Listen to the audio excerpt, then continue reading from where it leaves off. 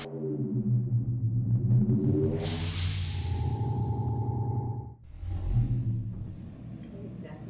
All right, so you've got two things in front of you. You've got the word problems that is on the more colorful cubes sheet, and then you've got the other sheet that is just our organizer for where we're going to write our problems and do some work on the number lines and the modeling. The cubes little notes part there that you have is just something, and we're going to use this next week also to really kind of dig into the word problems like Ms. Alexander was saying and figure out what exactly the word problem is asking of us before we just try to do something. And it is a lot to read and try to understand. So we're going to do some of these strategies as we go through the word problems. You can see that the C tells us that we are going to circle numbers and units. The U tells us to underline the actual question part of the problem. And what we usually tell kids is find the question mark and back up to the capital letter so that they're actually looking at the question. And then we're going to box in the math action words. And those are a little more difficult to find in these problems than a typical adding or subtracting problem that says things like, you know, combine or all together, or these aren't quite as clear cut as those. And then E and S stands for evaluate, eliminate any extra information. I'll give you a hint, there is no extra information in our problems tonight. And the S is just to show our work and check and make sure that it makes sense. Everybody good? All right, ready to go? All right, let's look at,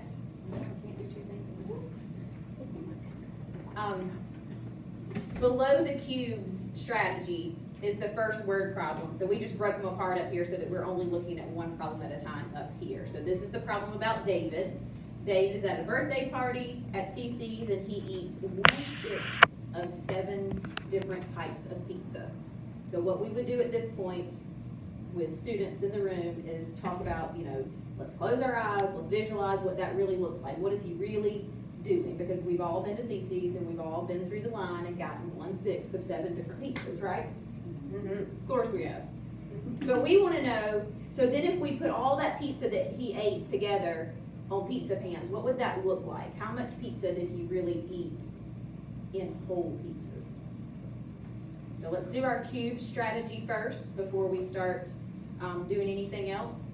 On your notes page, what should we circle? 167. You did. Oh, look at you.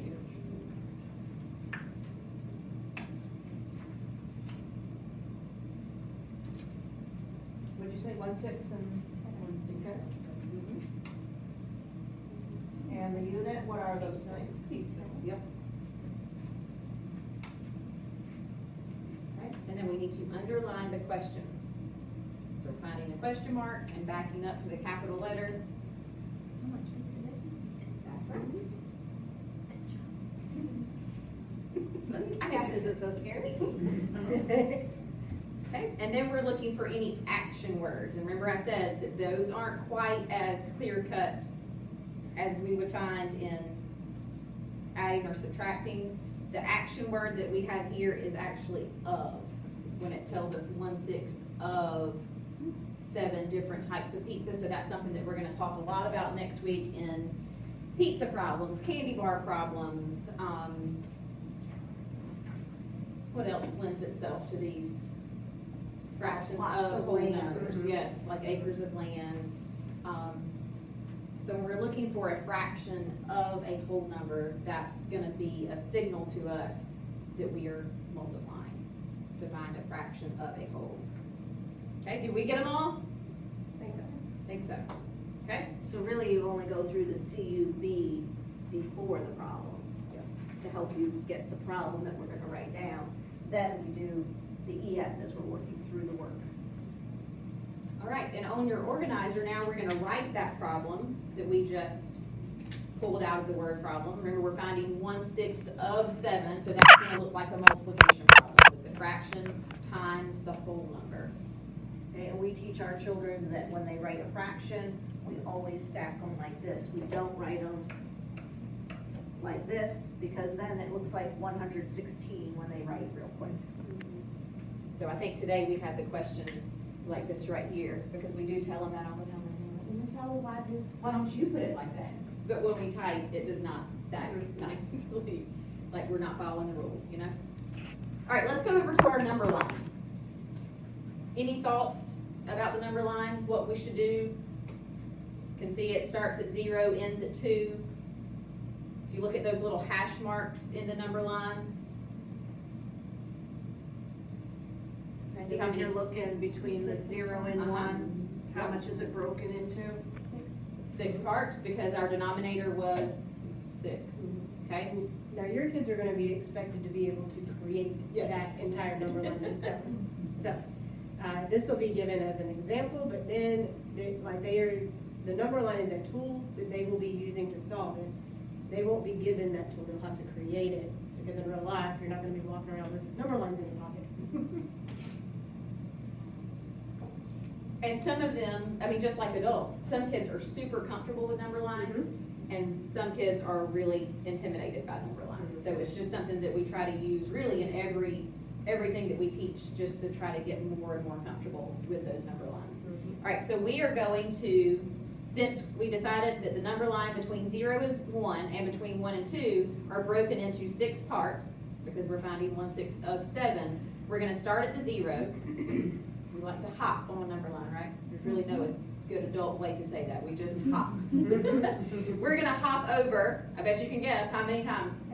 7 times. Hopping 1/6 each time. And there we go. So then, we can actually just go ahead and have our product, our answer right now, because we can see, we already knew that the number line was broken into 6. We see that we jumped 1 unit beyond 6. So that would be 1 and 1/6. And you can think of that in your CC's line, that you got 1/6, then you got another 6, and another 6, and another 6. You did that 7 times. And we would talk about what that would look like if we put everything back onto a pizza pan, even though we ate all different kinds. If we put it all back on a pizza pan, how many whole pizza pans would we fill up? We would fill up 1 and then 1/6 of the second one, with it not being full. Not so bad, was it? So we know that 1/6, remember that keyword, 1/6 of 7 is 1 and 1/6.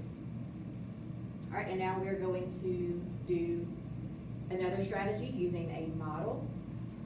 We'll do that one. I feel like I'm just talking about, you talk. So when you have, 1/6 of 7 pizzas, we can imagine that we're at CC's, and these are our 7, is it 7 pizzas? 1, 2, 3, 4, 5, 6, yeah, these are our 7 pizzas, okay? So if we take 1/6 of each pizza, how many pieces are each cut into?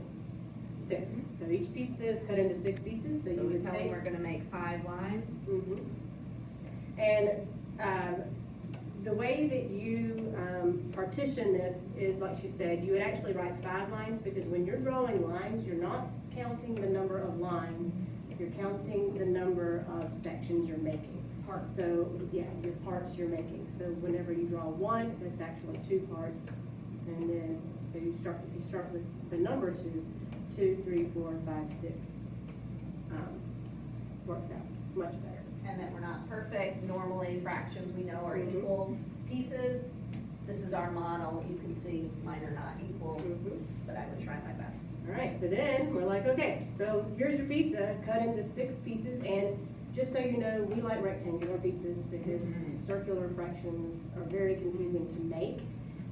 We want the kids to be able to identify those and be able to understand those, but when they're making something, it does not work well when they do circles. So, rectangular pizzas. So now we're imagining we're at CC's again, and we're like, okay, now I want you to go in and take 1/6 of each of those pizzas.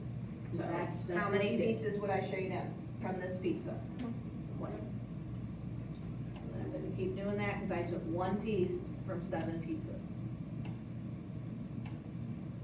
And you have pencils or you have colored pencils at your seat, whatever's easier.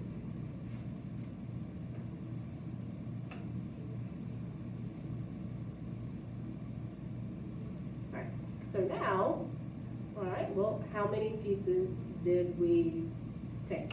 So 1, 6, 2, 6, 3, 6, 4, 6, 5, 6, 6, 6, and then 7, 6. Now, your kids know that whenever the numerator and the denominator match, that is a whole. So they would know that 6, 6 is one whole, and then they have 1 6 left over. So 1 and 1 6 would be the product. All right, next problem. Let's go.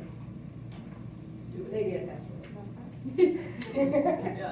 All right, well, no, yeah, this one they do, right? So we're done teaching, and then they do this one, yes? Is that what you said? No. I think that's what we said. All right. Okay, where do we start? Circle, circle. Yep. Okay, very good, with the C. Probably you should read it first. Cubes, yeah. Then circle.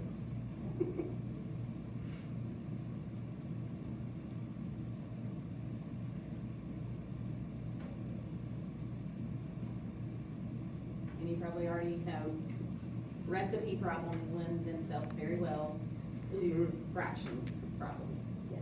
And it is something that they can relate to. They've seen you do it, or they've done it themselves. They've seen someone follow a recipe and use parts of things to make something. Did anybody circle any numbers or units? Yep. And 5 batches. Okay, U is another one. Did anybody? Oops. And then B? The actual words. And here we might box batches, because you know something about recipes, and most of your kids do too. We know that if we're cooking batches of something, I'm sorry, Kayla, I'm standing right behind you, then you're doing that many times, right? So I'm gonna need 2 sticks cup of sugar 5 times. So it might be better to think of the word times for batches.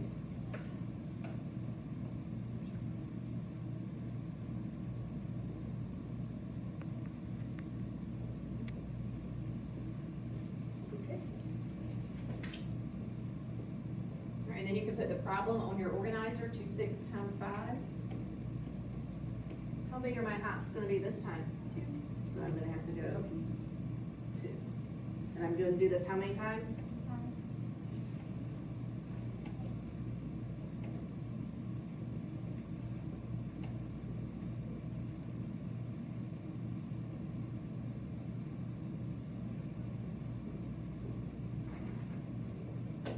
And again, that number line was broken into 6, so you can see that we have, yeah, there's 1, 1 6, 2 6, 3 6, 4 6, so 1 and 4 6.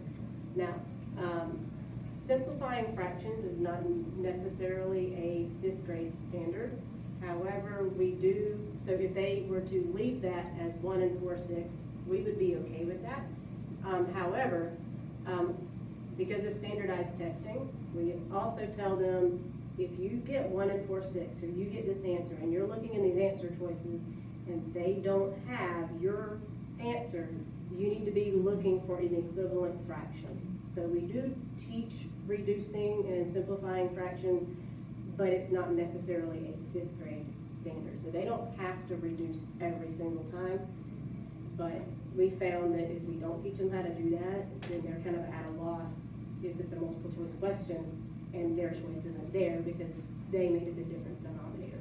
And a lot of them do want to tell us, like, if that 4 6 makes them uncomfortable because they know that it's not, that we could get a smaller fraction or smaller numbers to make that same fraction, especially when it's 1/2. So if we end up with 2 4ths or 3 6ths or 4 8ths, they really want you to write 1/2 because they know that 4 is half of 8, which is good. That means they have a good foundation. Right, so for your models, we have 5 batches modeled for you. So instead of pizzas this time, you can imagine these are like 5 pans of cookies. So how much sugar was used in each pan of sugar, to make each pan of sugar?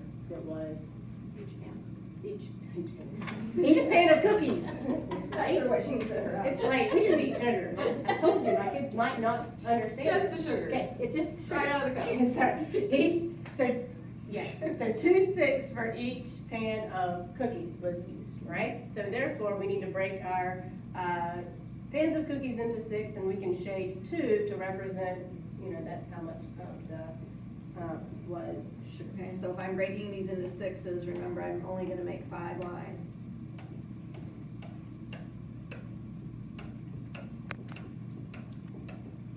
And we do try to stress to the kids that when they are partitioning and when they're making models, anytime you are doing something with fractions, comparing, adding, subtracting, multiplying, dividing, your holes, whatever you're talking about, need to be the same size and the same shape. But we also tell them that we're human, and that's really hard to do. So And we're not art teachers for a reason. exactly. So we tell them, your goal is to make it the same size, the same shape, but as long as you understand that it's supposed to be, Right. yours doesn't have to look like Miss Jones made it. No. Like, it's okay. Need enough that you can count Yeah. yourself. Have time tests, so they Exactly. can't spend They all their can't, time right. making a perfect Mhm. batch of cookies. Yeah. All right, and now I'm coloring 2 6. 2 6 if you So, will. 2 of these.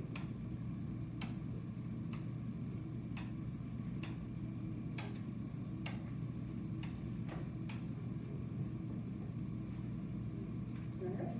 And so you can say it's 2, 4, 6, 8, 10 sixths. Another strategy that we use for, this is an improper fraction. So another strategy that we use for making improper fractions, 2 different ways. We can decompose that, okay, and that way it would be, we would make it 6 6, because that's the whole, so we take the whole out, plus whatever is left in 10 6. So that would be 6 6 plus 4 6. I mean, 6 6 is the whole. The other way is to do it division. So 10 divided by 6, and then you would get the same. And a lot of them this year seem to be very comfortable with the decomposing. Yes.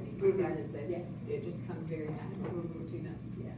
So, and especially with these small numbers like that, it's just so much easier rather than just making a whole division problem.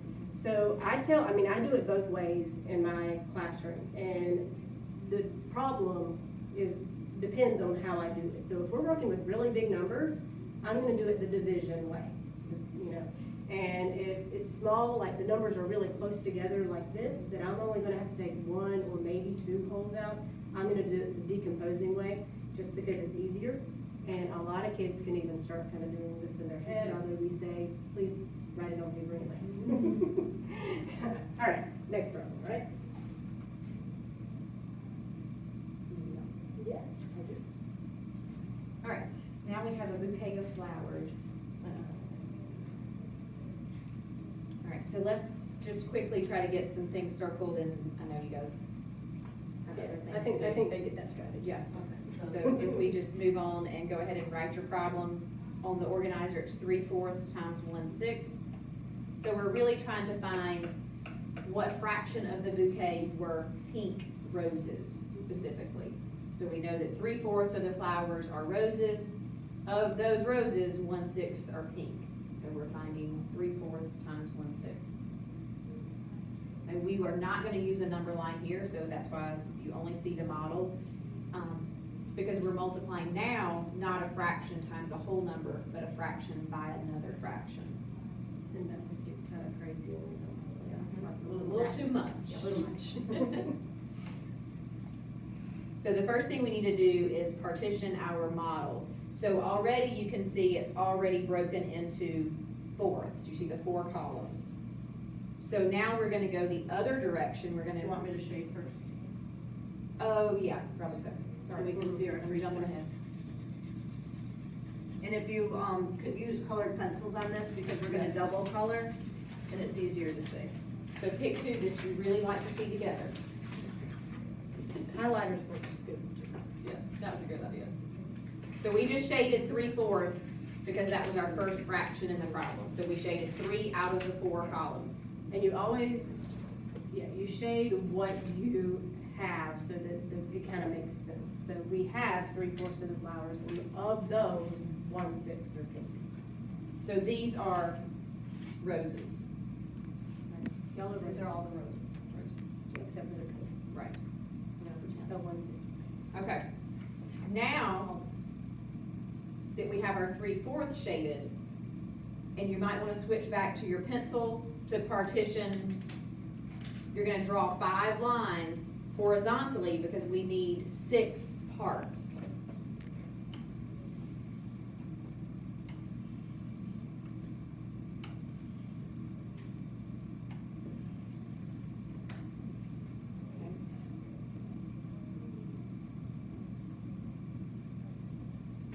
And then we're gonna shade 1/6. So now the rows are our 6. You see that? So we're gonna shade 1 of those rows, this time going across, so that we have our 2 colors overlapping.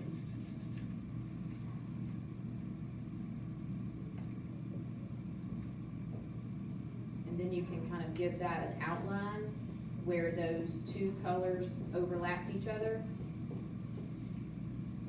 It just makes it really easy for your eyes to see the product or the answer.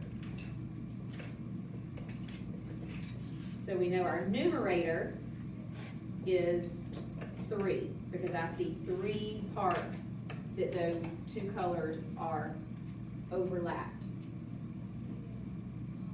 Our denominator is gonna be the number of parts that are in our whole model now. So we had 4ths going this way. We had 6 going this way. But now if we're counting all of them together, how many parts do we have? 24. So 24 is our denominator.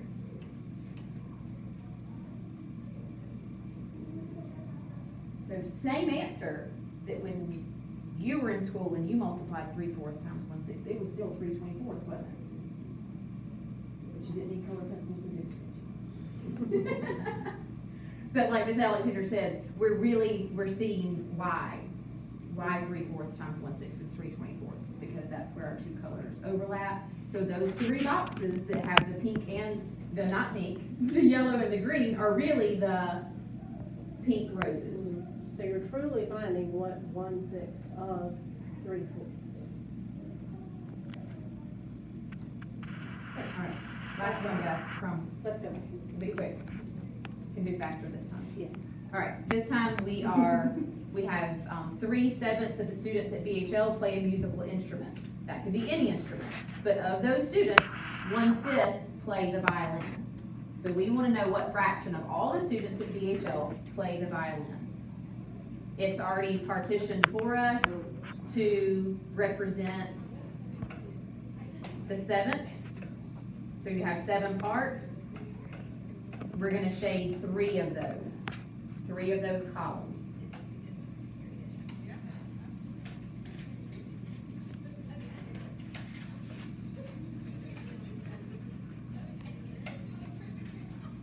Okay, so there's the kids who play a musical instrument. Remember, 1/5 of those play the violin. So now we're gonna go the other way, horizontal lines. We need 5 parts, which means you're drawing 4 lines.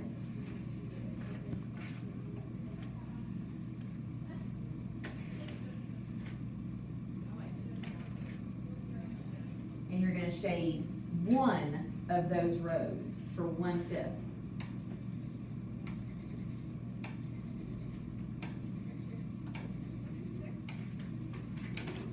And remember how we see the product? The part that's what? Double shaded, overlap, yep, and you can go back around it and just shade it, outline it so that it's a little darker, makes it stand out a little bit more.